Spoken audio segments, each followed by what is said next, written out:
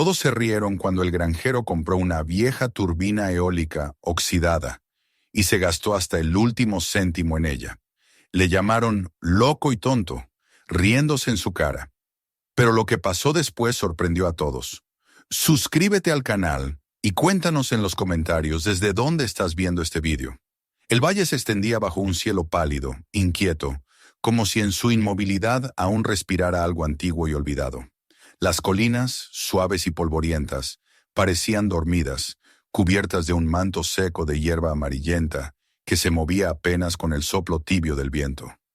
Las casas, dispersas y envejecidas, se aferraban al suelo con la resignación de quien ha aprendido a soportar los años sin esperanza de cambio.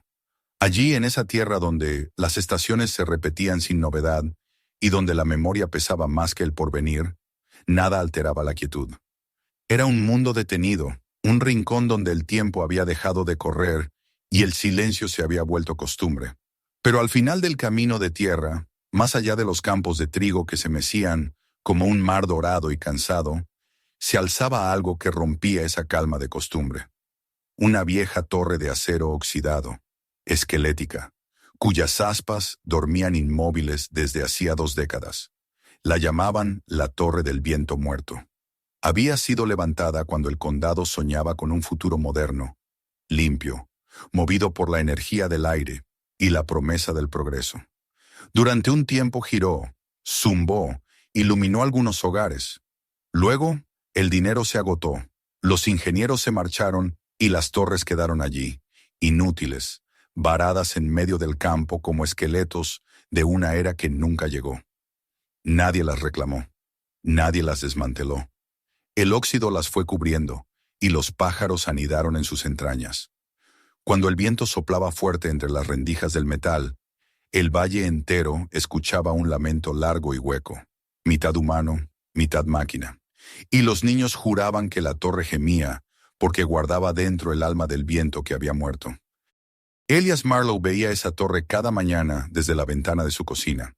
Era lo primero que sus ojos buscaban antes de tomar el primer sorbo de café. La costumbre había nacido con los años, sin razón ni propósito, como una plegaria muda dirigida a algo que ya no respondía. En la mesa, frente a él, quedaban las marcas de los días iguales, el reloj parado, el periódico amarillento, una taza con el asa rota. El viento entraba por las rendijas de la ventana y hacía vibrar los cristales con un sonido que ya era parte del silencio. Elías vivía solo. Su mujer había muerto hacía años, víctima de una enfermedad que el hospital del condado no supo nombrar. Sus hijos se habían marchado a la ciudad, prometiendo volver, y nunca lo hicieron. En las fotografías del aparador aún se veían sus rostros jóvenes, llenos de una alegría que ya no tenía lugar en aquella casa. El hombre, ya entrado en la vejez, conservaba la postura de los que han trabajado toda la vida con la tierra. Los hombros encorvados, las manos duras, la piel cuarteada por el sol. Su andar era lento, medido, y sus palabras escasas. Había aprendido a conversar con el silencio y a entender el lenguaje de las cosas que no hablan. El crujido de la madera, el susurro de la hierba, el latido de la lluvia contra el tejado. La torre en la colina era, para él, una compañía muda, una sombra que lo observaba con paciencia desde su altura. No la temía ni la despreciaba. La aceptaba como se acepta la vejez, con resignación, pero también con una forma secreta de afecto. Las noches en el valle eran largas y oscuras. Las tormentas que cruzaban la región cortaban la electricidad con frecuencia, y cada apagón traía consigo el regreso a una era más antigua, cuando el fuego y el aceite eran las únicas fuentes de luz. Elías lo había asumido como parte de su vida. Encender las velas, alimentar el quinqué, leer en voz baja mientras el viento rugía afuera. Pero con los años, las interrupciones se volvieron más frecuentes. A veces pasaban días enteros sin luz. La comida se echaba a perder, los motores se detenían, el silencio se volvía más pesado. En esas horas sin corriente, Elías pensaba en la torre inmóvil que lo miraba desde el horizonte y se preguntaba por qué nadie había intentado devolverle la vida. Una madrugada, mientras escuchaba la radio a pilas, oyó una noticia breve, casi una nota al pasar. El condado había decidido desmantelar las viejas torres para vender el metal. «Chatarra», dijo la voz del locutor. «Hierro inútil». Elías apagó la radio y se quedó mirando la oscuridad. El pensamiento le llegó despacio, como un viento que se infiltra por una grieta. ¿Y si no estaba muerta? ¿Y si solo esperaba? No sabía por qué esa idea lo conmovió. Quizás porque él mismo se sentía igual, viejo, inútil para los demás, pero con algo dentro que aún no había terminado de respirar. Al día siguiente se levantó antes del amanecer. El cielo tenía el color gris de la ceniza y el aire olía a polvo húmedo. Se puso su viejo sombrero de paja, subió a su camioneta oxidada y condujo hacia el pueblo. En la tienda de suministros, los hombres hablaban del desmantelamiento con la misma ligereza con que se comenta el clima. Uno de ellos dijo riendo que al fin quitarían esos monstruos del viento. Otro bromeó con que haría un buen asador con el metal.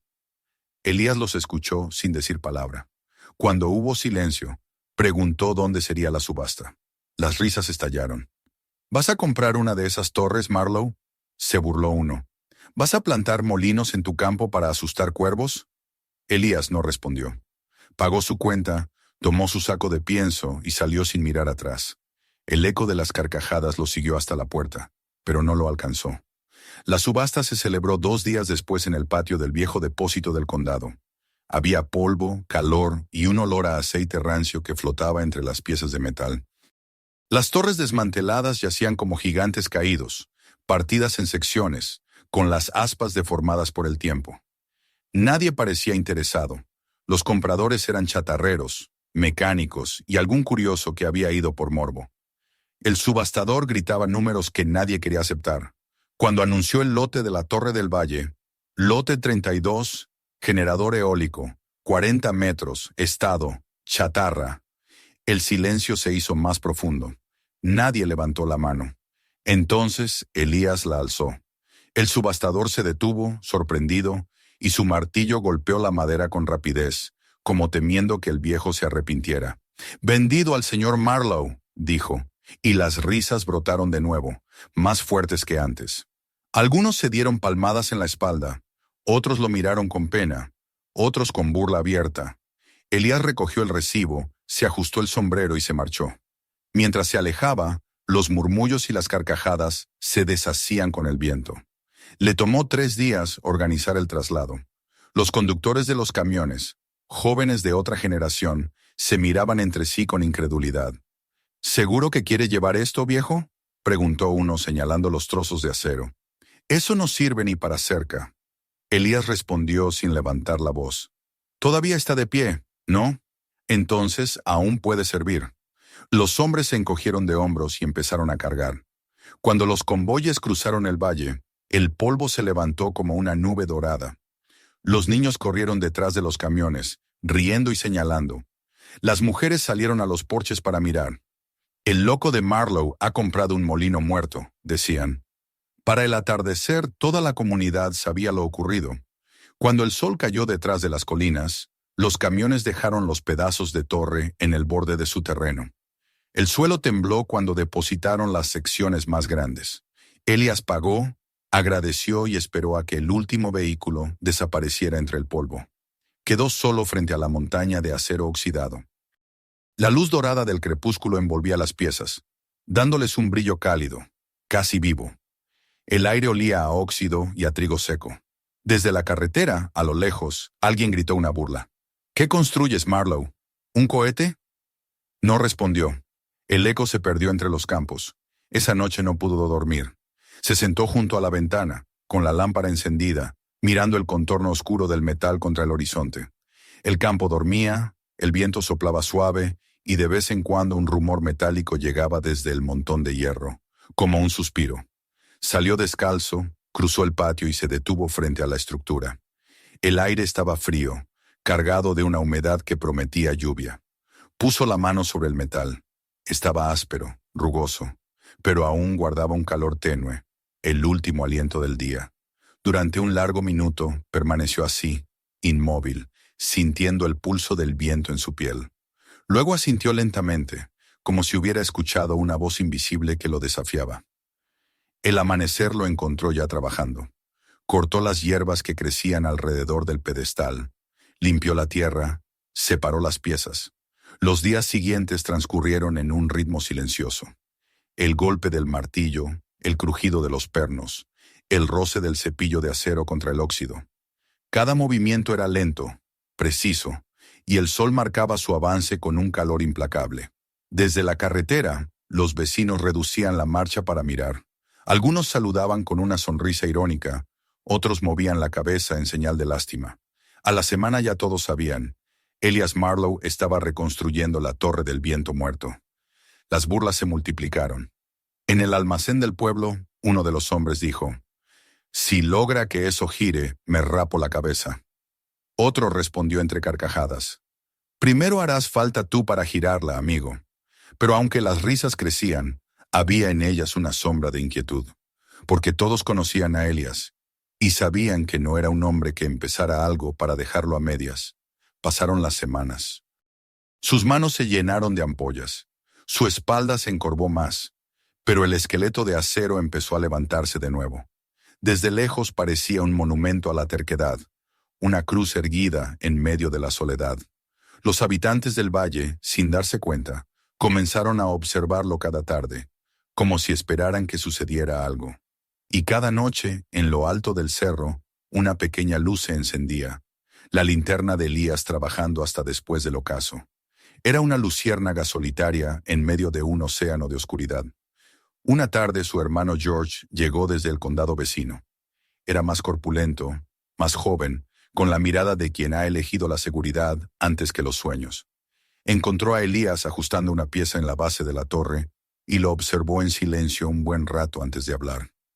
«¿De verdad crees que podrás hacerla girar otra vez?», preguntó sin burla, pero con tristeza. Elías no respondió al principio. Ajustó un tornillo, se limpió el sudor y al cabo de un momento dijo: «Hay viento, eso basta». George suspiró, miró el cielo gris y movió la cabeza.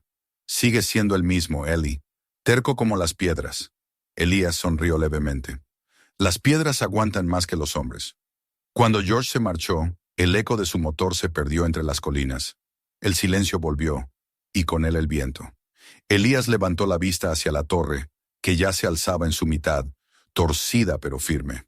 El sol caía y el metal reflejaba un brillo rojizo, como si guardara fuego por dentro. Esa noche, mientras se sentaba en el porche, sintió que el aire traía algo distinto. No solo ruido o movimiento, sino una promesa. El valle entero parecía contener la respiración, esperando. Elías cerró los ojos y escuchó. El sonido era leve, casi imperceptible, pero estaba allí. El murmullo del viento acariciando el hierro, un susurro que le hablaba al oído. Por primera vez en muchos años, sonrió. No de alegría ni de triunfo, sino de reconocimiento. El viento había hablado y él había respondido. El invierno había comenzado a retirarse, aunque el aire todavía conservaba la aspereza de las madrugadas frías. La torre en el cerro ya no era un montón de metal oxidado. Ahora se erguía como un esqueleto reconstruido, más alto, más firme, aunque todavía mudo. Desde la distancia, su figura cortaba el horizonte con un perfil inclinado, como si mirara al suelo en espera de perdón. Elias Marlowe, cada vez más delgado y más encorvado, subía y bajaba la colina con la rutina de un animal que no conoce el descanso. Había trazado un sendero invisible entre su casa y la torre, un camino de huellas marcadas por el barro y la constancia. A veces amanecía ya en el cerro, dormido junto a sus herramientas, cubierto con una manta raída, con el cuerpo vencido pero la mirada viva. El valle observaba su trabajo con una mezcla de burla y asombro. Los vecinos que durante años habían medido la vida por la lluvia, las cosechas y los domingos en la iglesia, encontraron en Elias un nuevo tema para llenar las tardes vacías. En el almacén de pienso y en la barbería, su nombre rodaba entre chistes y suspiros. Decían que se había vuelto loco, que hablaba con el viento, que dormía abrazado a los tornillos y soñaba con tormentas. Las mujeres, más piadosas, lo mencionaban con lástima. Pobre hombre, desde que se quedó solo perdió el juicio. Los niños corrían por las calles imitando el giro de las aspas, con los brazos extendidos, gritando: «Soy Marlowe, el hombre del viento», antes de reír hasta el cansancio. Pero Elías no escuchaba nada de eso. Su mundo se había reducido a dos sonidos: el golpe del martillo contra el acero y el murmullo del aire que subía desde los campos. Cada día limpiaba una nueva pieza, ajustaba una junta, apretaba los pernos hasta que sus dedos sangraban. Cuando el sol caía, encendía la lámpara de queroseno y seguía trabajando bajo su luz trémula, indiferente a las sombras que lo vigilaban desde el camino. Desde lejos, los conductores veían aquella luz moverse entre las estructuras de hierro, y el resplandor parecía una estrella atrapada en la tierra, una llama obstinada que se negaba a morir. Una tarde, mientras ajustaba una sección del soporte, oyó el rumor de un motor que subía la cuesta. Se volvió y vio a su hermano George detener la camioneta junto al vallado. Bajó despacio, con las manos en los bolsillos y un gesto preocupado. Habían pasado meses desde la última visita. Elías dejó las herramientas, se limpió el sudor con la manga y esperó. George se quedó observando la torre sin hablar, con el ceño fruncido, hasta que finalmente murmuró: «Pensé que ya habías dejado esto». Elías no respondió. George avanzó unos pasos, miró la base de acero, las cuerdas, los restos de grasa en el suelo. «¿De verdad crees que puedes hacerla girar otra vez?», preguntó. Elías se agachó, recogió una llave inglesa y respondió sin mirar: «No necesito creer, solo tengo que escuchar». Su hermano suspiró. «Eres terco como papá», dijo. «Papá escuchaba al viento también, pero nunca lo obedecía». Elías levantó la vista entonces, y por un instante en su mirada se reflejó algo que no era ni desafío ni rabia, sino pura fe. «No hay nada que obedecer», dijo con calma. «El viento manda igual, lo quieras o no». George se marchó antes del anochecer. Cuando el ruido del motor se perdió entre las colinas, Elías volvió a su trabajo. Esa noche el aire estaba frío, y las luces del pueblo centelleaban a lo lejos como brasas diminutas. Pensó en su hermano, en su voz razonable, y comprendió que en el fondo lo envidiaba.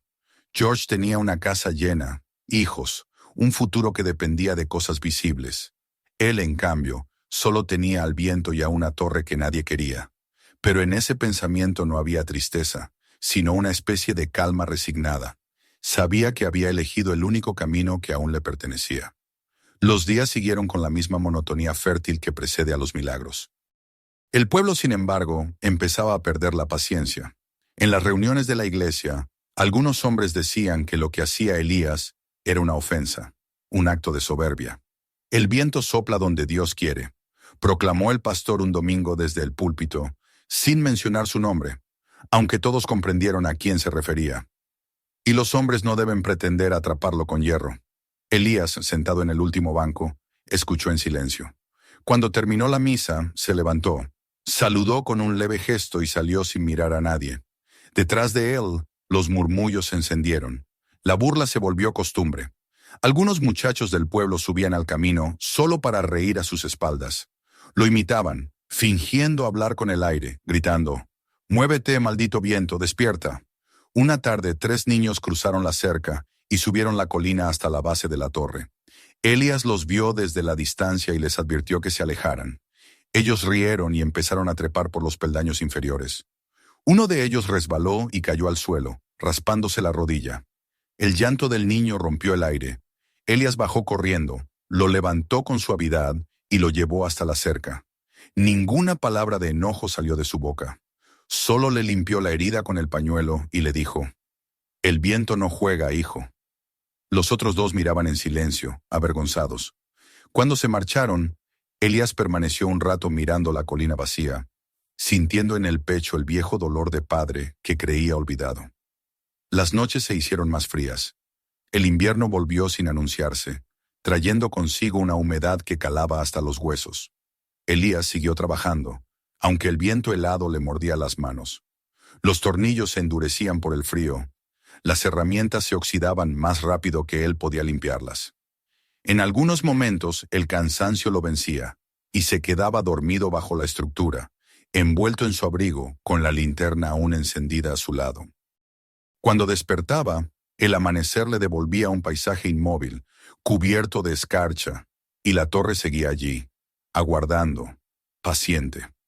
Una mañana, mientras intentaba liberar una pieza trabada, un golpe de viento lo desequilibró y cayó desde una altura considerable. El suelo lo recibió con un impacto seco.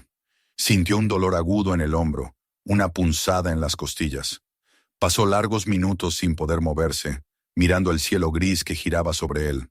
Finalmente logró arrastrarse hasta la casa, cada paso acompañado por un zumbido de dolor. Se curó como pudo, con vendas improvisadas y un frasco de alcohol que guardaba desde hacía años. Los días siguientes los pasó sentado junto a la ventana, mirando la torre a lo lejos, inmóvil bajo el cielo plomizo. El viento soplaba y hacía gemir el metal, y a veces Elías tenía la sensación de que lo llamaba. Esa convalecencia lo cambió. Había creído que el cuerpo era inquebrantable, que la voluntad bastaba, pero comprendió que el cuerpo envejece igual que el hierro, y que el tiempo, como el óxido, no perdona. Aún así, la idea de abandonar la obra nunca cruzó su mente. Cuando el dolor cedió, salió de nuevo al campo, cojeando, con el brazo atado al pecho. El aire le golpeó la cara como un saludo, y en ese momento supo que había hecho bien en volver. Subió despacio la colina y apoyó la mano sana en la base de la torre. El metal estaba frío pero vivo, vibrando bajo la presión del viento. «Todavía estás aquí», murmuró. Desde entonces, Elías comenzó a hablarle a la torre. No como un loco que conversa con lo inanimado, sino como un hombre que ha decidido no callar más. Le contaba cosas pequeñas: el clima, las viejas cosechas, los nombres de sus hijos, los sueños de su esposa. A veces le pedía consejo, otras simplemente la escuchaba. El sonido del viento al pasar por las grietas le respondía con tonos distintos, y él aprendió a interpretarlos. Había un silbido para la tristeza, un gemido para el consuelo, un rugido para la ira. En esas conversaciones sin palabras, el silencio dejó de ser soledad. Los rumores en el valle cambiaron de tono. Ya no lo llamaban loco, sino el hombre del cerro. Algunos decían que hablaba con los espíritus, que la torre estaba maldita. Otros aseguraban que era un santo, que había hecho un pacto con el viento para traer la lluvia. La imaginación de la gente era más fértil que la tierra que cultivaban. Pero aunque las historias crecían, nadie se atrevía a acercarse demasiado. Las noches en que la linterna de Elías brillaba en lo alto del cerro, el pueblo entero parecía contener la respiración, como si temiera que el viento bajara a responderle. Un día, en pleno amanecer, Elías se despertó con un sonido distinto. No era el gemido del metal oxidado, ni el crujido de las ramas. Era un murmullo profundo, casi un suspiro. Salió de la casa sin abrigarse y caminó hasta la torre. El viento se había levantado, fuerte pero constante. Al tocar la estructura, sintió una vibración tenue, como un corazón que comienza a latir después de un largo sueño. Cerró los ojos y apoyó la frente contra el acero. Por un instante, creyó escuchar la voz de su esposa entre los soplos del aire. No eran palabras, sino un eco de ternura, una promesa de que todo esfuerzo tiene su recompensa. A partir de ese día, Elías trabajó con una energía renovada. El dolor del hombro se volvió un recuerdo distante. Cada movimiento tenía sentido. Cada tornillo apretado era un paso hacia algo más grande que él mismo. A veces pensaba que no estaba reconstruyendo una máquina, sino reviviendo una parte del mundo que los demás habían dado por perdida, o tal vez reviviéndose a sí mismo. La risa del valle seguía escuchándose, pero ya no le pertenecía. Había pasado de burla a rumor, y de rumor a silencio. Algunos comenzaban a sospechar que, tal vez, aquel viejo testarudo tenía razón, porque cada tarde cuando el sol descendía detrás de las colinas, la torre brillaba con una luz que no venía solo del sol. Y en las noches más quietas, si se afinaba el oído, se podía escuchar algo nuevo en el viento. No un lamento, no un gemido, sino una nota leve, casi musical, que se alzaba desde el cerro y flotaba sobre los campos. Elías Marlowe, sentado junto al fuego, la oía también. Sonreía sin decir palabra, mientras el aire cruzaba la ventana y movía las cortinas con la suavidad de una mano conocida. En su interior sabía que el viento había empezado a recordar, y cuando el viento recuerda, el mundo cambia. El otoño se desvaneció sin que el valle lo advirtiera. Las hojas se secaron antes de cambiar de color, y el aire, en lugar de traer el aroma dulce de la cosecha, trajo un frío que se colaba por las rendijas de las casas. La torre en la colina, medio restaurada, se alzaba como un guardián inmóvil entre los campos apagados. Desde lejos parecía un gigante dormido, cubierto de polvo, vigilando en silencio la soledad del hombre que la reconstruía. Elias Marlowe, cada vez más encorvado por el peso de los días, se movía entre los hierros con la lentitud paciente de quien ya no cuenta el tiempo. Su figura, envuelta en un abrigo de lana gastada, era parte del paisaje, un fragmento más de la inmovilidad que dominaba el invierno que se aproximaba. El viento había cambiado. Ya no soplaba con la suavidad tibia del verano. Ahora silbaba entre las rendijas del metal con una voz más áspera, más vieja. Las noches se hacían más largas, y en ellas el sonido del aire parecía multiplicarse, llenando el espacio entre la tierra y el cielo con un gemido continuo. Elías había aprendido a reconocer en ese gemido un lenguaje, un pulso que lo mantenía vivo. Aunque el cansancio se acumulaba en su cuerpo, no dejaba de trabajar. Cada amanecer lo encontraba junto a la base de la torre, sus manos entumecidas por el frío, la piel agrietada por la escarcha. Encendía una lámpara de queroseno y el resplandor tembloroso iluminaba las piezas que debía ajustar. A veces el viento apagaba la llama, y él la encendía de nuevo sin una palabra, con la obstinación de un rito aprendido en el silencio. En el pueblo la paciencia con su locura se había agotado. La curiosidad inicial había dado paso a la irritación. Algunos decían que sus martillazos les robaban el sueño, otros que el reflejo de su lámpara era una blasfemia en las noches de oración.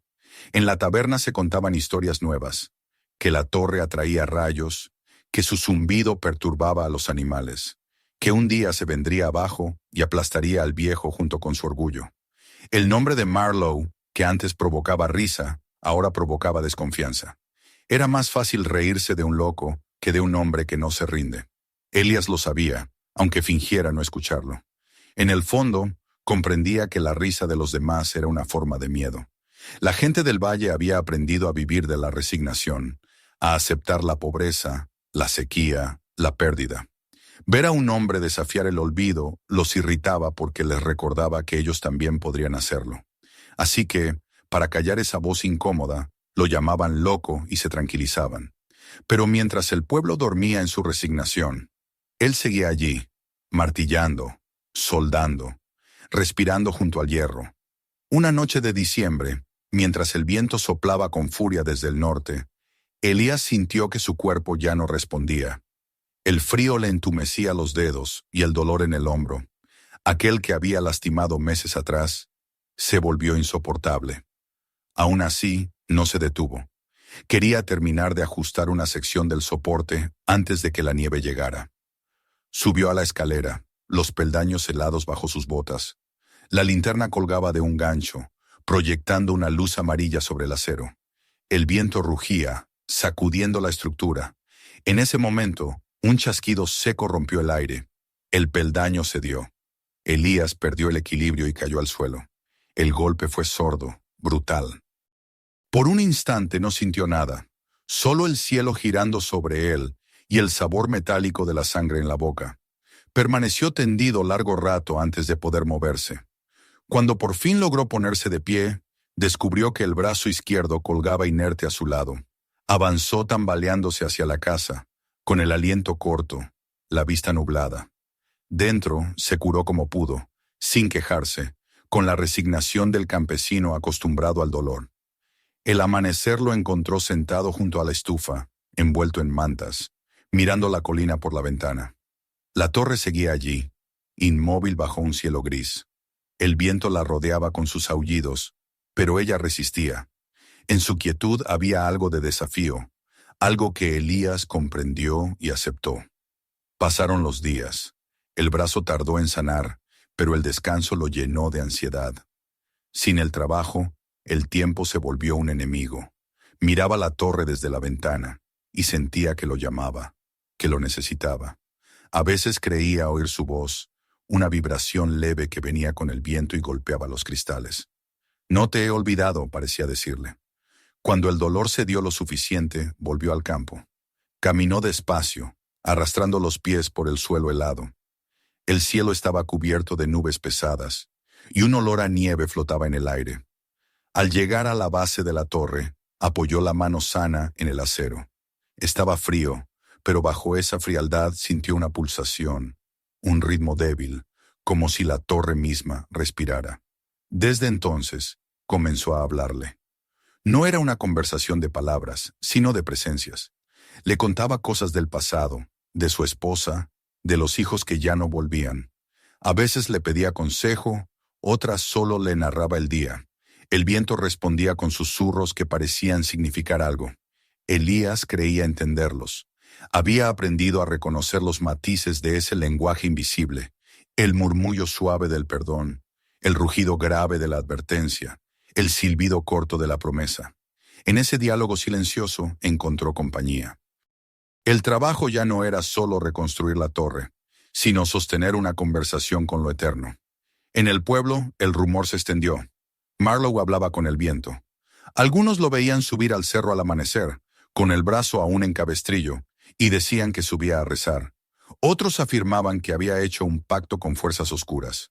Los más jóvenes, en sus bromas crueles, imitaban su voz cuando el aire soplaba fuerte, diciendo, «¡Vuelve a girar, vieja bruja!», y corrían entre carcajadas. Pero a veces, cuando la noche caía y el viento rugía con violencia, incluso los que se burlaban se estremecían, porque entre los aullidos del aire juraban escuchar algo distinto, un sonido humano, casi una risa grave que venía desde la colina. El invierno avanzó con dureza. La nieve cubrió los caminos, los animales se refugiaron en los establos, y el silencio se volvió más espeso. Elías trabajaba menos, obligado por el frío, pero nunca dejaba de subir al cerro. Encendía una fogata al pie de la torre y se quedaba allí, mirando el fuego y escuchando los sonidos del metal.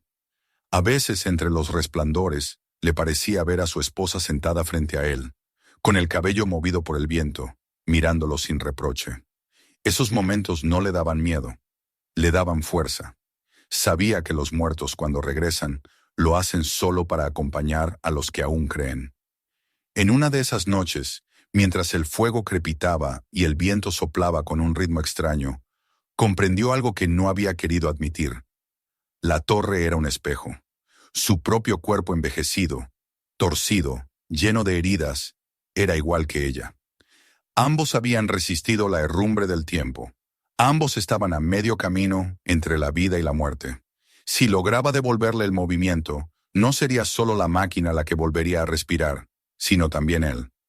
La tormenta más grande del invierno llegó sin aviso. El viento rugía como una bestia desatada, arrancando ramas y levantando polvo. El cielo parecía hecho de plomo. Elías se refugió en la casa, pero no podía apartar la vista de la colina. A través del ventanal vio la silueta de la torre inclinándose bajo el empuje del aire. Pensó que caería, que todo su esfuerzo se perdería. Pero la estructura resistió. Se balanceaba, gemía, crujía, pero no cedía. La contempló así durante horas, hasta que la tormenta se apaciguó. Cuando por fin salió, el suelo estaba cubierto de hielo, y la torre, bañada por la luz de la luna, se erguía intacta. Caminó hacia ella con lentitud, el aire frío mordiéndole el rostro. Apoyó la mano sobre la base, y el metal aún vibraba, como si dentro de él latiera un corazón. Esa noche, de pie bajo las estrellas, Elías comprendió que había dejado de ser un simple hombre. Su voluntad, su obstinación, su fe muda, se habían fundido con la materia de la torre. El viento lo había aceptado como a uno de los suyos. La soledad ya no era un peso, sino una forma de comunión. Cuando volvió a la casa, el amanecer comenzaba a pintar el cielo con un resplandor pálido. Se durmió sin sentir el frío, con la certeza de que el invierno, por cruel que fuera, no lo vencería. El resto de la estación pasó lentamente. En el pueblo la gente empezó a notar que el cerro parecía distinto. Algunos decían que en las noches claras el hierro relucía como si tuviera fuego por dentro. Otros aseguraban que, en los días de viento, la torre emitía un sonido grave y armonioso. Una nota que no era ruido ni lamento, sino una especie de canto. Nadie se atrevía a subir a comprobarlo. Incluso los niños dejaron de acercarse. El cerro de Marlowe se volvió un lugar que imponía respeto, como si perteneciera a un mundo donde los hombres ya no tenían voz. Elías, ajeno a los murmullos, continuó su labor. Su cuerpo era débil, pero su mente estaba más clara que nunca. Había dejado atrás el miedo, la vergüenza y la duda. Trabajaba con la serenidad de quien ya ha aceptado su destino. En cada golpe de martillo, en cada chispa que salía de la soldadura, sentía que el tiempo se disolvía. No había pasado ni futuro, solo el presente del esfuerzo, el pulso del viento en sus oídos.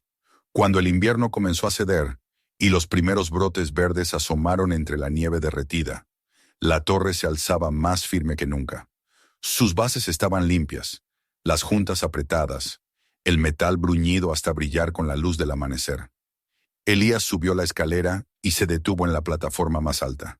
Desde allí, el valle se extendía como un mapa dormido. Las casas parecían de juguete, los caminos hilos de polvo. El viento soplaba constante, moviendo su abrigo como una bandera.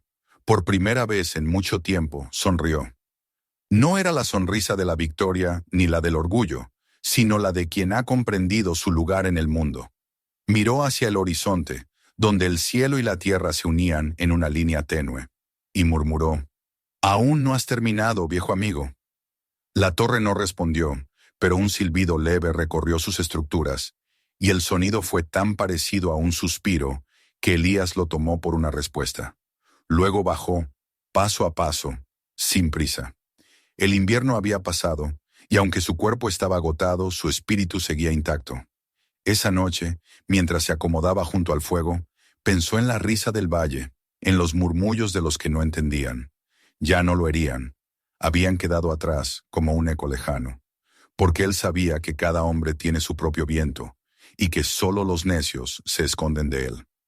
Afuera la torre se recortaba contra la luna creciente. El viento soplaba con un rumor suave, casi humano. Elías cerró los ojos y escuchó.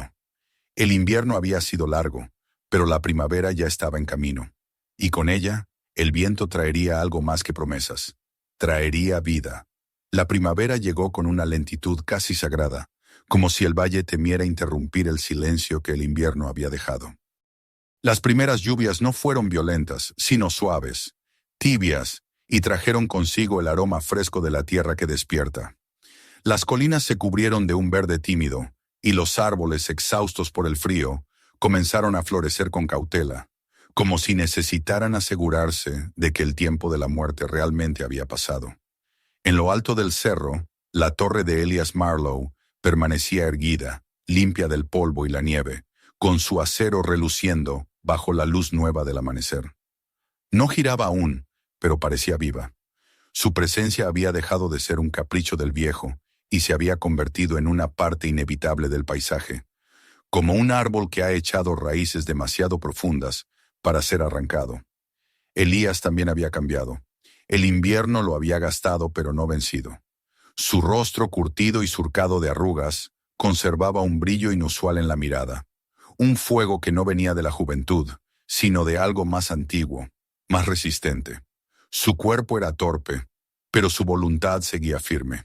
Cada mañana subía a la colina con un paso más lento, llevando sobre el hombro la caja de herramientas, y al llegar a la base de la torre, se detenía un instante para mirar el horizonte antes de comenzar. Había en ese gesto algo parecido a una oración. Los días se alargaban, el viento cambiaba de tono. Ya no era el rugido cortante del invierno, sino una corriente tibia, casi juguetona, que subía desde los campos y giraba alrededor de la torre como si quisiera despertarla. Elías trabajaba sin prisa, limpiando las últimas piezas oxidadas, ajustando los tornillos, soldando las juntas que el frío había quebrado. Había aprendido a escuchar el sonido del metal y a distinguir cuándo pedía descanso o cuándo exigía más fuerza. A veces, mientras trabajaba, hablaba con la torre como con un ser vivo, diciéndole que no faltaba mucho, que pronto volvería a respirar. El pueblo observaba desde lejos. Ya nadie se burlaba abiertamente. El loco del viento había sobrevivido al invierno y seguía allí, igual que la torre. Algunos empezaban a pensar que tal vez había algo de razón en su obstinación. Una tarde, mientras Elías bajaba al pueblo a comprar aceite y alambre, Notó que las miradas eran distintas. En la tienda, el dueño, que antes lo saludaba con ironía, le ofreció una taza de café caliente. «Ha trabajado duro, señor Marlowe», dijo, evitando el tono burlón. «Dicen que esa torre va a girar pronto». Elías bebió un sorbo, miró por la ventana hacia las colinas y respondió simplemente: «Cuando ella quiera». Las semanas siguientes fueron de un trabajo constante. El aire olía a hierba y a hierro, una mezcla que Elías encontraba tranquilizadora. Al caer la tarde, el cielo adquiría tonos violetas, y en la distancia el canto de los grillos se mezclaba con el silbido del viento. Cada día parecía acercarlo un poco más a un punto invisible donde el tiempo se detenía. No había prisa. Había aprendido que el viento no obedecía órdenes y que toda creación verdadera requería paciencia. El día del primer movimiento llegó sin aviso. El cielo estaba cubierto de nubes pesadas y el aire se sentía más denso, cargado de electricidad. Elías había subido a la plataforma superior para revisar el eje central cuando un golpe de viento lo sacudió todo. El metal vibró, las cuerdas se tensaron y, por un instante, el mundo pareció contener el aliento. Elías se aferró a la baranda, el corazón latiéndole con fuerza. Luego lo sintió, un temblor, un crujido y finalmente el leve chirrido de las aspas moviéndose. Era un giro lento, apenas perceptible, pero suficiente para llenar el aire de un zumbido profundo, un sonido que no se oía desde hacía 20 años. El viejo cerró los ojos. El viento le golpeaba la cara, levantándole el cabello y arrancándole lágrimas, que el frío mezclaba con la lluvia. No supo si reía o lloraba. Aquello no era un milagro, sino el resultado de la fe. Había tocado la frontera entre la vida y la muerte del metal, y la había cruzado. Las aspas giraron una vez, luego otra, y el zumbido se transformó en un rumor constante, como un corazón que despierta. Elías levantó los brazos hacia el cielo y dejó que el agua lo empapara. Era su bautismo. El rumor llegó pronto al pueblo. Los primeros en verlo fueron los niños, que jugaban cerca del río. Corrieron gritando: «¡La torre se mueve! ¡La torre gira!». En cuestión de minutos, los vecinos se agolparon en las calles, mirando hacia el cerro. Algunos no podían creerlo. Otros hacían la señal de la cruz. Las risas se apagaron. Nadie se burlaba ya. Esa noche, las luces del pueblo titilaron por un instante, como si una corriente invisible hubiera recorrido el aire. Elías pasó la noche sin dormir. Se sentó frente al fuego, con las ropas aún húmedas, escuchando los sonidos del viento que entraban por la ventana. Había algo distinto en su respiración, un ritmo que parecía acompasarse con el suyo. Por primera vez en mucho tiempo sintió paz. Había cumplido su parte. Lo demás ya no dependía de él. A la mañana siguiente, subió de nuevo a la colina. El cielo estaba limpio y el aire fresco. La torre permanecía quieta, como si descansara después del esfuerzo. Elías comenzó a revisar el generador, ajustando las piezas y engrasando las uniones. Sabía que la verdadera prueba aún no había llegado: lograr que el viento, al girar las aspas, produjera energía. Había reconstruido la estructura, pero no el corazón. Para eso necesitaba paciencia y un poco de suerte. Durante días trabajó sin descanso. Soldaba, probaba, fallaba, volvía a intentarlo. Los materiales eran viejos, reciclados de otros tiempos. A veces parecía que el metal se negaba a obedecerle. Pero Elías persistía. «Te enseñaré a respirar de nuevo», murmuraba. Cada chispa que saltaba de su soplete iluminaba su rostro cansado y determinado. Cuando el sol se ponía, las colinas se teñían de oro, y la torre bañada por esa luz parecía un faro que anunciaba el retorno de algo que el mundo había olvidado. Finalmente, una tarde de tormenta, lo consiguió. El viento soplaba con fuerza desde el oeste, trayendo consigo el olor de la lluvia y la electricidad. Elías subió a la torre y soltó el freno que mantenía las aspas inmóviles. Durante unos segundos no pasó nada. Luego, el aire se abrió paso con un rugido, y las aspas comenzaron a girar con una velocidad creciente. El sonido era ensordecedor, un rugido metálico que hacía vibrar el suelo. El generador, viejo y remendado, cobró vida. Las chispas saltaron, los cables zumbaban. Y entonces, dentro de la pequeña casa al pie del cerro, una bombilla se encendió. Elías lo vio desde lo alto. La luz, tenue pero firme, brillaba como una estrella en el crepúsculo. Soltó una carcajada que se perdió entre el viento. «Lo lograste», murmuró, aunque sabía que no hablaba de sí mismo. La lluvia comenzó a caer en grandes gotas, golpeando el metal con un ritmo que sonaba a celebración. La torre giraba, viva, y el valle entero parecía respirar con ella. Aquella noche, desde las ventanas del pueblo, muchos vieron la luz encendida en la colina. Algunos pensaron que era un fuego, otros que se trataba de un milagro, pero nadie se atrevió a subir. Preferían observar desde la distancia, envueltos en esa mezcla de asombro y temor que despierta lo inexplicable. En las tabernas se habló en voz baja, y hasta los más incrédulos guardaron silencio. Elías, sentado junto a la lámpara encendida, miraba el resplandor como quien contempla el alma de un viejo amigo. No se sentía vencedor ni iluminado. Sentía gratitud, todo el esfuerzo, la soledad, la risa del valle, la herida en el hombro, el frío, las caídas. Todo había valido la pena. Aquella luz era el testimonio de que la paciencia y la fe, cuando caminan juntas, pueden hacer que hasta el viento obedezca. Al amanecer, el aire del valle estaba lleno de un murmullo nuevo. La torre seguía girando, lenta, pero constante. Elías bajó al pueblo por primera vez en mucho tiempo. Las miradas que lo recibieron fueron distintas. Nadie se rió. Algunos lo saludaron con respeto, otros simplemente lo observaron en silencio. En la tienda, el mismo hombre que antes se burlaba le ofreció un apretón de manos. «Lo logró, viejo», dijo con voz baja. Elías respondió con una sonrisa cansada. «El viento lo hizo. Yo solo escuché». Esa tarde, mientras el sol se hundía en el horizonte, se sentó frente a la torre y la miró girar. Las sombras se alargaban sobre el campo, y el sonido del viento, moviendo el metal, se mezclaba con el canto de las aves que regresaban. Era un sonido nuevo, un pulso distinto, como si el valle tuviera ahora un corazón que latía bajo la tierra. Elías cerró los ojos y respiró profundo. Por primera vez en muchos años, se sintió parte del mundo otra vez. El viento soplaba libre, y la torre lo seguía. Nadie en el valle volvió a llamarla la Torre del Viento Muerto.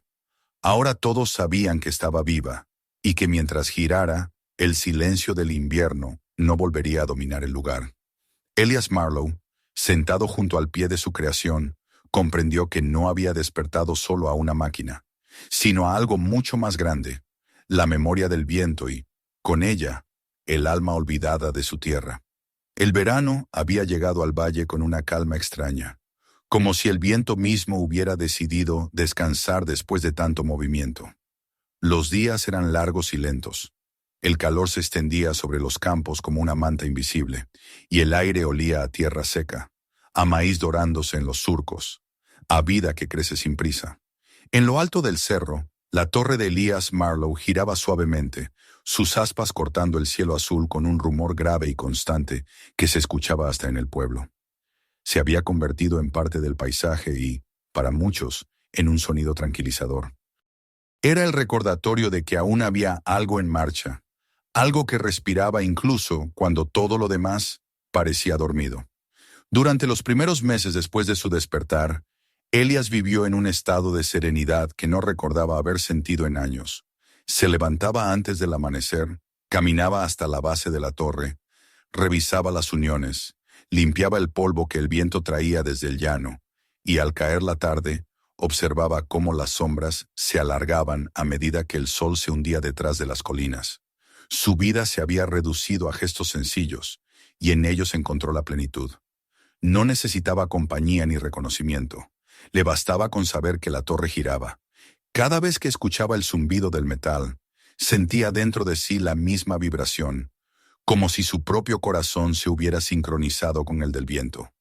Pero el verano, con su calma engañosa, escondía un cambio que nadie esperaba. Una tarde, mientras Elías regresaba del pueblo, notó algo en el aire. Una quietud densa, un silencio que parecía morder los sonidos. No cantaban los pájaros, ni se oían los insectos. Incluso el viento se había detenido. Era como si el valle contuviera la respiración. Al llegar a casa, encendió la radio, pero no salía más que un zumbido intermitente. Pensó que se trataba de una interferencia, hasta que miró por la ventana y vio cómo las luces del pueblo, allá a lo lejos, se apagaban una tras otra. En cuestión de minutos, la oscuridad cubrió todo.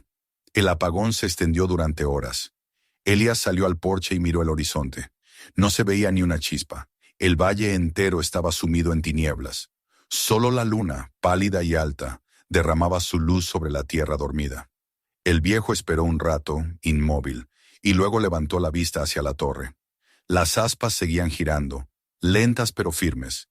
Entendió entonces lo que debía hacer.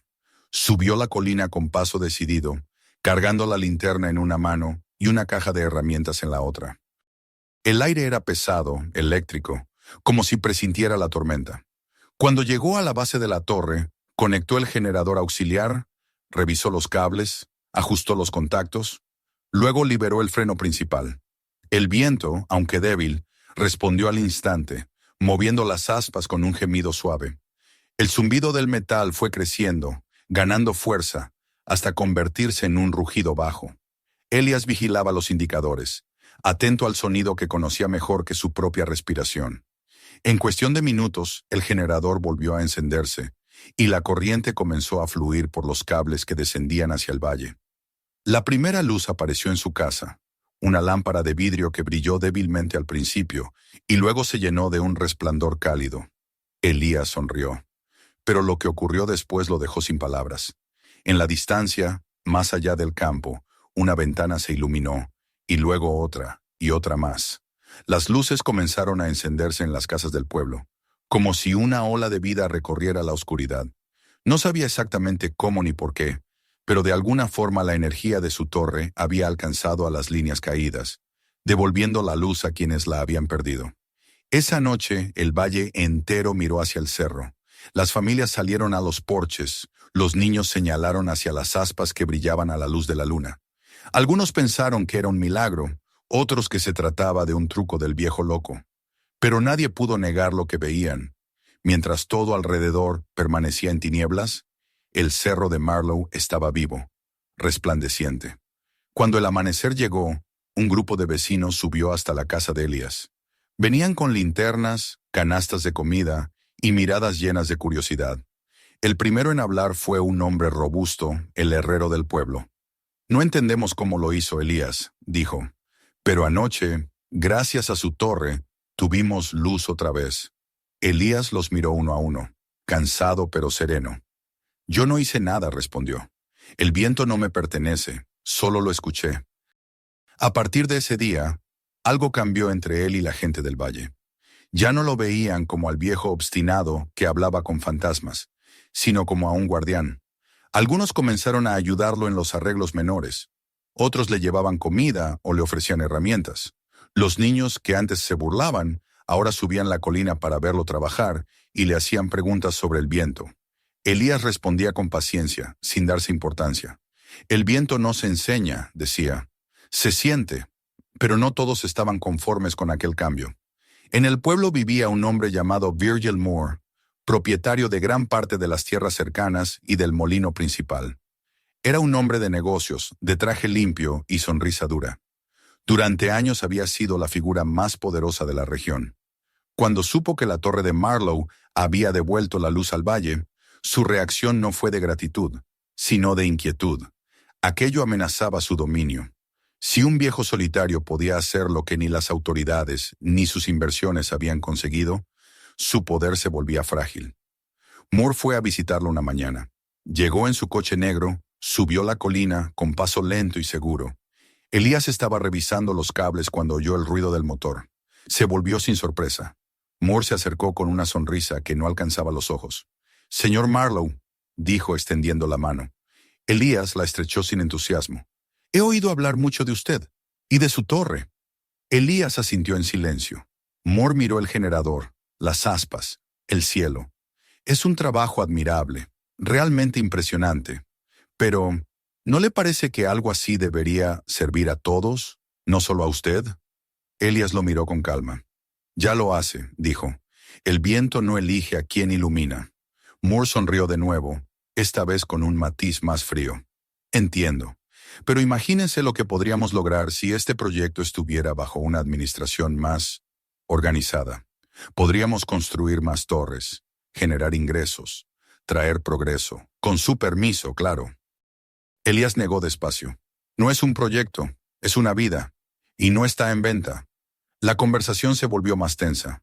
Moore intentó apelar a su sentido del deber, al bien común, al futuro. Elías lo escuchó sin interrumpirlo. Cuando el hombre terminó, el viejo respondió: «El viento no pertenece a nadie, ni a usted ni a mí. Yo solo le di un camino». Moore lo observó con una mezcla de irritación y desconcierto. No estaba acostumbrado a que lo contradijeran. «Piénselo, señor Marlowe», dijo finalmente, ajustándose la chaqueta. «A veces lo mejor para todos requiere sacrificios personales».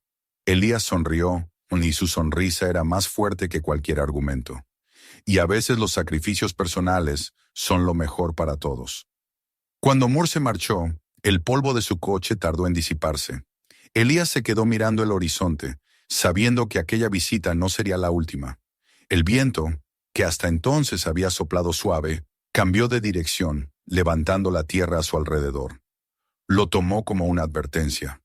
Los días siguientes estuvieron llenos de rumores. Decían que Moore había contactado con las autoridades del condado, que planeaba inspeccionar la torre, tal vez confiscarla. Pero el pueblo no permaneció indiferente.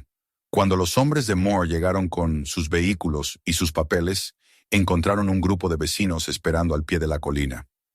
No eran violentos, pero su presencia era firme. Nadie habló, nadie se movió. Simplemente estaban allí, interponiéndose entre los visitantes y la torre. El jefe del grupo, un granjero de rostro curtido, dijo con voz tranquila: «Esa torre nos devolvió la luz. Si quieren tocarla, tendrán que hacerlo por encima de nosotros». Los hombres se retiraron. El rumor del enfrentamiento se extendió rápidamente, y por primera vez en mucho tiempo, el valle pareció unido. Elías no buscó el conflicto. Se limitó a seguir trabajando, como si nada hubiera ocurrido. Sabía que el viento, una vez despertado, no podía ser domado. Esa noche, cuando la calma volvió, se sentó frente a la torre. El cielo estaba despejado, y las estrellas parecían brillar más que nunca. El viento soplaba con un tono suave, casi humano. Elías cerró los ojos y escuchó. «No soy más que un hombre», murmuró. «Pero tú, viejo amigo, seguirás cuando yo ya no esté». Las aspas giraron lentamente, y el sonido que produjeron fue tan profundo que pareció una respuesta. En el pueblo las luces brillaban como nunca. Los niños jugaban afuera, los adultos conversaban en los porches, y el aire estaba lleno de una alegría silenciosa. Nadie hablaba del viejo Marlowe sin respeto. Había pasado de ser una figura de burla a convertirse en símbolo. El loco del viento había salvado al valle de la oscuridad.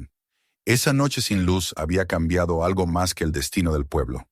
Había encendido en la gente una fe que ya no dependía de milagros, sino de la voluntad. Y en lo alto del cerro, la torre seguía girando, libre, como un corazón que se niega a dejar de latir.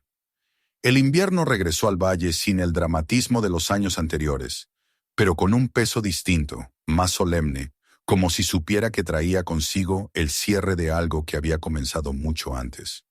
Los días se acortaban y el sol se deslizaba bajo las colinas sin fuerza, dejando una claridad apagada sobre los campos. El aire era frío, transparente, y las noches, largas y silenciosas, se llenaban del sonido constante de la torre en la colina, que seguía girando con su ritmo inmutable. Las luces del valle, alimentadas por su energía, continuaban encendiéndose cada atardecer, pero ya nadie las veía con la misma indiferencia de antes. Ahora, cada destello era un recordatorio de la obstinación del viejo Marlowe, de su fe, de su entrega. El Erie, sin embargo, ya no tenía la misma vitalidad que cuando comenzó su empresa. La edad que había esperado pacientemente a un lado mientras él desafiaba al tiempo, empezaba a reclamar su deuda. Sus pasos eran más lentos, su respiración más corta, y sus manos, aunque aún firmes, temblaban de vez en cuando el frío las alcanzaba. Aún así, cada mañana seguía subiendo la colina. El camino que antes lo agotaba, ahora parecía conocerlo tanto como él a la tierra. Se detenía varias veces, apoyando la mano en su bastón, mirando el horizonte con esa mirada tranquila de quien ya ha hecho las paces con el mundo. Cuando llegaba a la torre, la tocaba siempre del mismo modo, con la palma abierta, como si saludara a un viejo amigo. La torre respondía. El metal vibraba bajo su mano, produciendo un zumbido leve que se confundía con el suspiro del viento. A veces Elías se quedaba allí, quieto, escuchando ese diálogo silencioso entre el hombre y la máquina, entre la carne y el hierro. Había noches en las que creía oír la voz de su esposa entre los giros de las aspas. Una voz suave, cariñosa, que parecía decirle que todo estaba bien, que había cumplido su promesa. Entonces sonreía y volvía a casa, acompañado por el murmullo del viento que lo seguía como una sombra fiel. El pueblo había cambiado mucho desde aquella noche sin luz. Los vecinos ya no dependían de los cables del condado. La torre de Marlow alimentaba sus hogares y sus campos, y la vida, antes monótona y gris, había recuperado un pulso nuevo.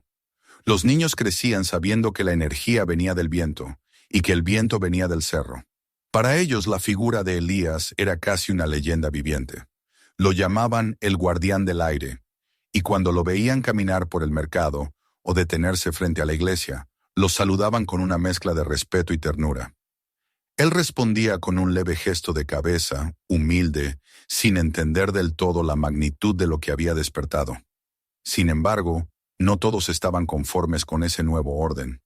Virgil Moore, el hombre que había intentado apropiarse del invento, no se había rendido del todo. Desde su hacienda, observaba el cerro con un resentimiento que crecía día tras día.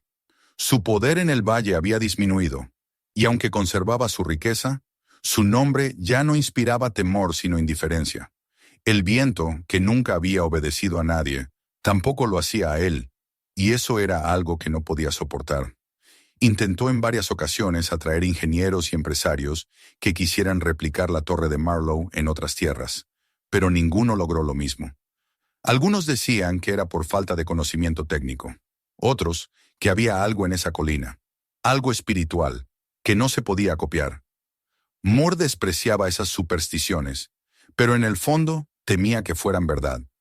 Una mañana, acompañado de 2 hombres, subió hasta la casa de Elías. Lo encontró sentado en el porche, con una manta sobre las piernas y una taza de café humeante en las manos. El viento soplaba con calma, haciendo que las cortinas de la ventana se movieran como fantasmas tranquilos. Moore habló con cortesía, aunque su voz tenía un filo. «Señor Marlow», dijo, «el condado está considerando declarar esta zona de interés público.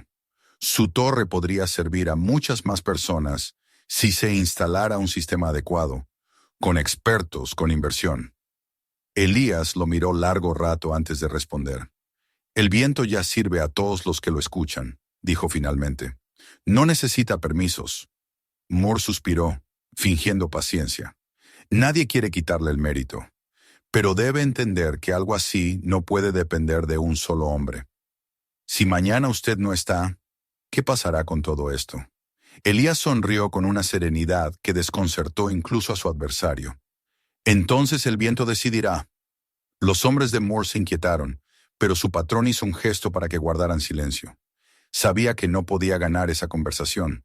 Se marchó con el mismo aire con que había llegado, dejando tras de sí el polvo del camino y una sensación de derrota que lo acompañaría el resto de su vida. Elías observó cómo el coche desaparecía entre los árboles, y luego volvió la mirada hacia la torre. Las nubes se movían rápido, y un brillo dorado bañaba el acero. Se levantó con esfuerzo, apoyándose en el bastón, y caminó despacio hasta la base. Allí, sentado sobre una piedra, sacó de su bolsillo un cuaderno. En sus páginas había notas, mediciones, pensamientos, y al final, una frase escrita con letra temblorosa. El viento nunca muere, solo cambia de nombre.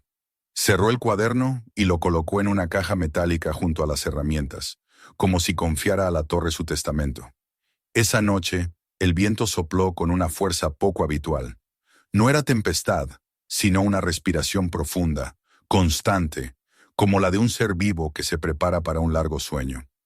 Ella se quedó despierto, escuchando el rugido de las aspas. Cada giro parecía hablarle, recordarle algo que ya sabía, que todo lo que nace debe algún día descansar. Se levantó, encendió una lámpara y se vistió con calma. Salió al porche, el aire frío pegándole en el rostro, y comenzó a caminar hacia la colina. La luna estaba alta, y su luz plateada dibujaba sombras nítidas sobre la tierra. El viento golpeaba su abrigo, pero no lo detenía. Subió despacio, deteniéndose a cada tanto para respirar. Al llegar al pie de la torre, levantó la vista. Las aspas giraban con majestuosidad, cortando el aire con un sonido que ya era parte del corazón del valle. Elías apoyó la mano sobre la base, y la vibración le recorrió el brazo como un pulso cálido. «Estoy aquí», murmuró. «No te dejaré solo». Se sentó junto al generador, mirando las luces del pueblo que titilaban a lo lejos. El cansancio era dulce, no una carga sino una despedida. Permaneció allí durante horas, hasta que el cielo comenzó a aclararse. El amanecer lo encontró inmóvil, con la cabeza apoyada en el brazo, los ojos cerrados y una expresión de calma que pocos hombres logran al morir. Cuando el sol se elevó, los primeros rayos iluminaron la torre. Las aspas siguieron girando, y por un instante el brillo fue tan intenso que pareció que el acero ardía. Desde el pueblo, la gente vio el resplandor y subió la colina. Lo encontraron sentado junto a la torre, rodeado de silencio, con una sonrisa apenas visible. Nadie lloró, nadie se atrevió a hablar. El viento soplaba con una suavidad reverente, como si velara su descanso. Lo enterraron allí mismo, al pie de la torre, en una ceremonia sencilla. Los vecinos cavaron la tierra con sus propias manos, y el sacerdote, un hombre que años atrás había criticado su orgullo, habló de fe y de humildad. «Este hombre escuchó lo que nosotros olvidamos oír», dijo, «y por eso el valle tiene ahora voz». Cuando cubrieron la tumba, el viento se levantó de nuevo, fuerte y limpio, y el sonido de la torre se mezcló con los sollozos contenidos de la multitud. Los años siguientes consolidaron la leyenda. La torre de Marlow se convirtió en símbolo del valle, en una especie de altar del esfuerzo y la perseverancia. Las generaciones nuevas subían a verla, llevaban flores a su tumba y tocaban el metal para sentir su vibración. Algunos decían que, en los días de tormenta, el viento cambiaba de tono, adoptando una cadencia parecida a una respiración humana. Otros aseguraban que si uno se quedaba lo bastante tiempo junto a la base, podía oír una voz que decía, «Escucha».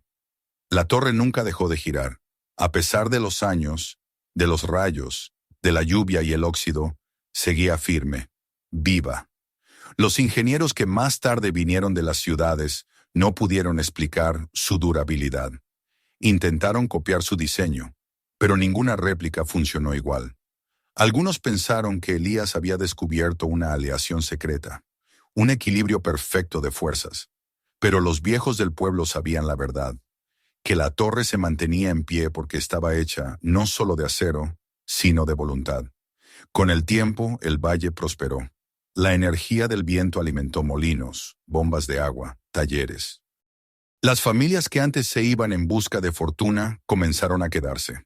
El aire volvió a llenarse de risas, de canciones, de vida.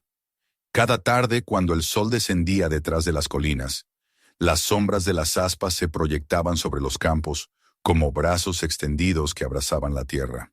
Y en cada casa, cuando las lámparas se encendían, alguien murmuraba el nombre de Elías Marlow con gratitud. En las noches claras, el viento descendía desde la colina, con su murmullo inconfundible. Los niños, antes de dormir, pedían a sus padres que les contaran la historia del viejo que había despertado el aire. Los adultos la repetían con respeto, añadiendo siempre el mismo final. El viento nunca muere, solo cambia de nombre. Y así, generación tras generación, el eco de aquel hombre persistió, mezclado con el soplo invisible que movía las hojas, los molinos, las almas. A veces, cuando las estrellas brillaban con fuerza y el silencio del valle era total, alguien juraba ver una figura solitaria subiendo la colina, con paso lento, llevando una linterna en la mano. Nadie se asustaba, era como una bendición, una presencia que recordaba a todos que la fe, cuando se aferra al corazón con la terquedad del viento, puede hacer girar hasta el mundo más quieto. La torre de Elías Marlow Sigue allí, en la colina donde el viento nunca deja de cantar.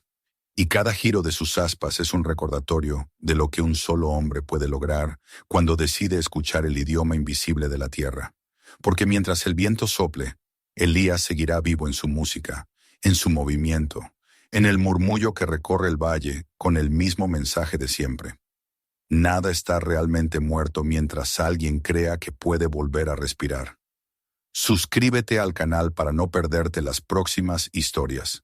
Mira también nuestros otros videos y comparte este con tus amigos. Nunca sabes a quién podría inspirar.